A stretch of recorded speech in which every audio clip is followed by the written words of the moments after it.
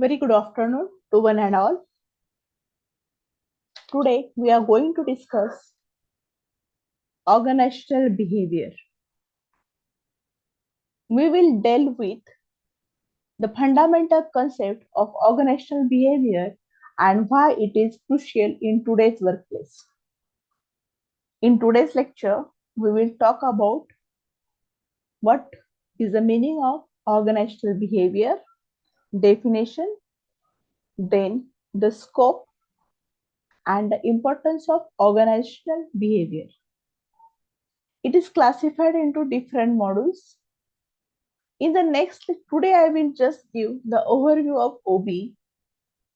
I will make you familiar with the certain concept of OB, and then we will talk about the course outcome, course objective, the required textbooks, reference books, and so on. So let's understand the concept OB. OB is the combination of two different words, organization and behavior. Organization encompasses three P's, that is, organization cannot possible cannot come into existence without these three P's. These three P's are people, place, and purpose. When we talk about the behavior, here we have to understand the study of human behavior in the organization because human being is a part and parcel of any organization. So, in general, OB is a field of study that investigates the impact that individuals, groups, and structures have on behavior within the organization.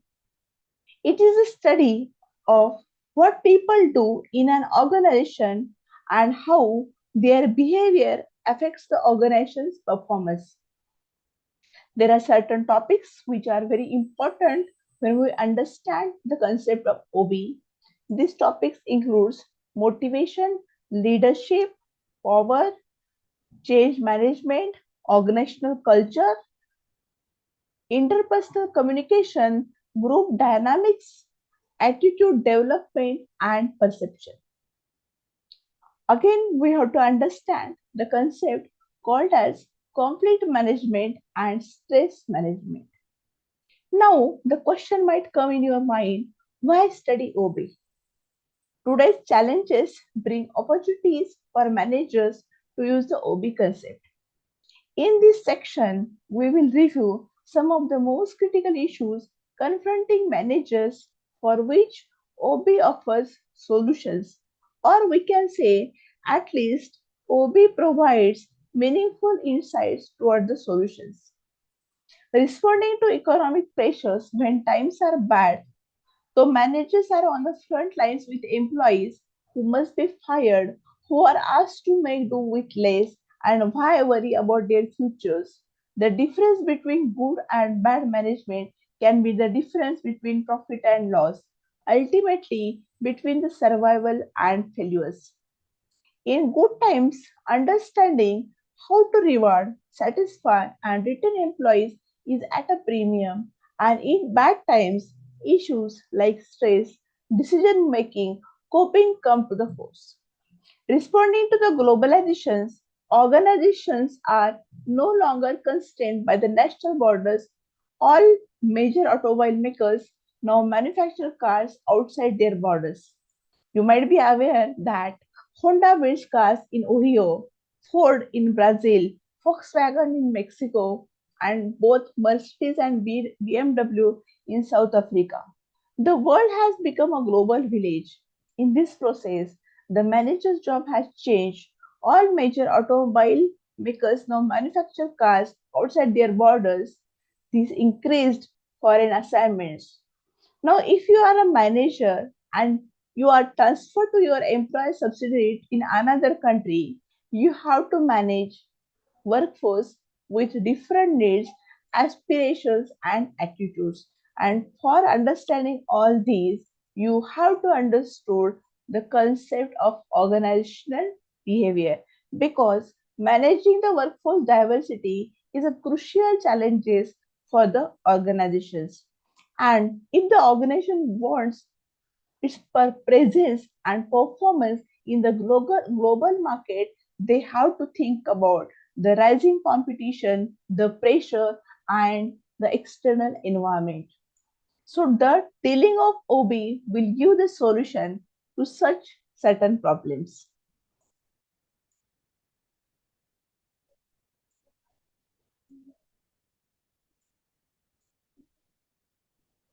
Here we have to understand that motivations, mental set, nature of learning is very important.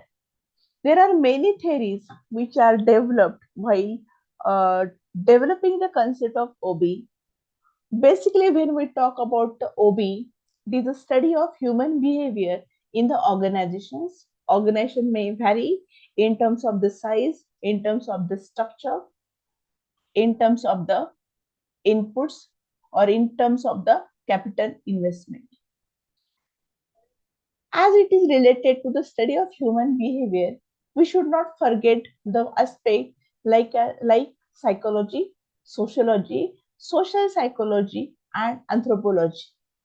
So there are various disciplines which we have to consider, taken into consideration while learning the concept of OB. So the first important discipline is psychology.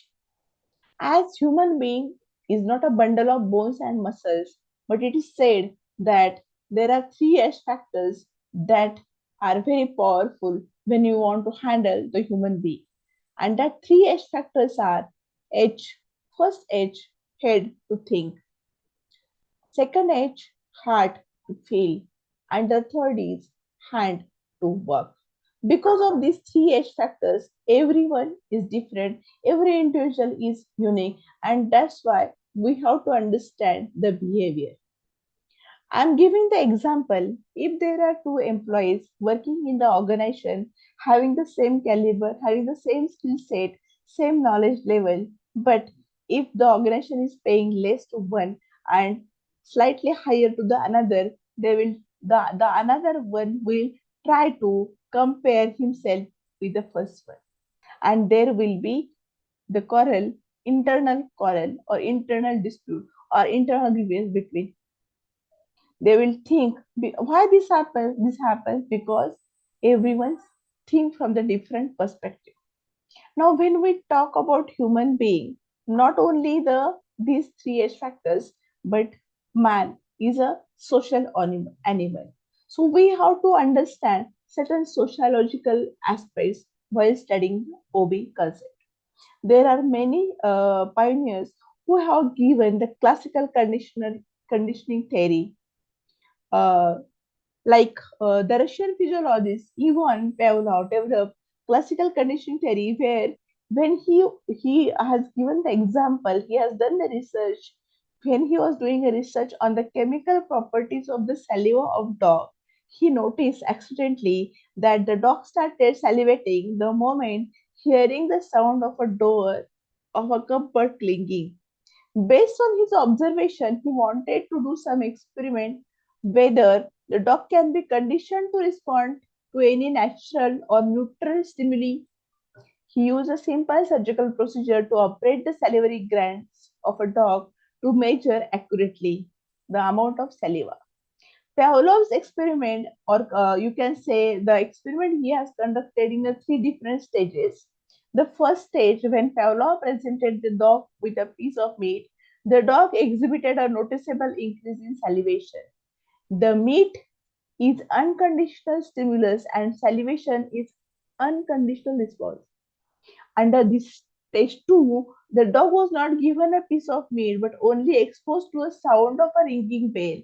The dog did not salivate to the mere sound of a ringing bell, and in stage number 3, Pavlov decided to link both the presentation of meat and the ringing of a bell one after the other with an interval of 5 minutes. After repeatedly hearing the bell before getting the meat, the dog began to salivate as soon as the bell rang. And there is association, or you can say the link between the meat and ringing a bell. After repeating the association between meat and ringing a bell, The dog started salivating merely at the sound of the bell, even if no food was offered. This is called as a classical conditioning process. This classical condition is defined as the formation of SR link that is called as stimulus and response link.